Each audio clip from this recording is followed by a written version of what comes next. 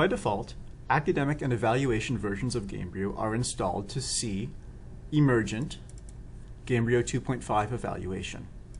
Inside you'll find a number of folders.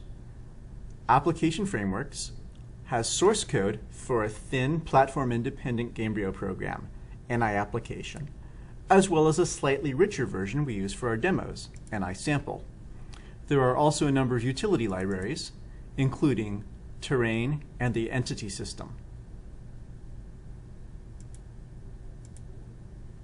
The build directory has Visual Studio solution files for all of Gamebryo.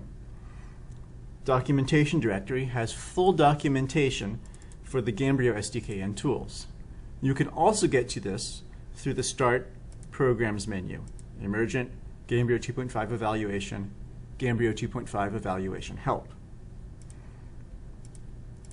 The Samples directory has all sorts of examples to get you started using Gamebryo.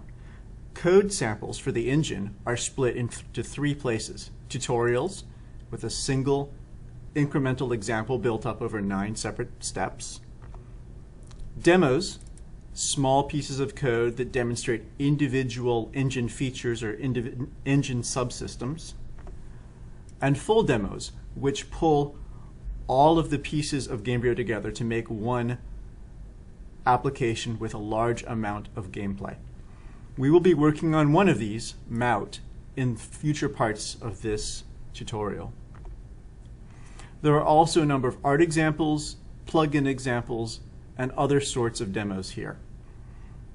Most of these demos that have code also have all the original art assets. For instance, Mout has an art files folder, which has raw 3ds Max or raw 3ds My files, as well as a data folder, which has those art assets as exported from the tools into NIFs.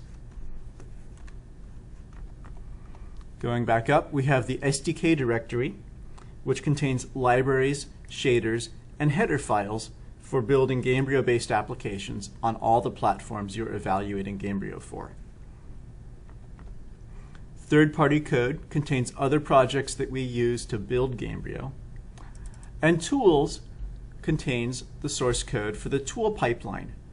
Animation tool, asset viewer, and scene designer are going to be used by the artists and designers on your project.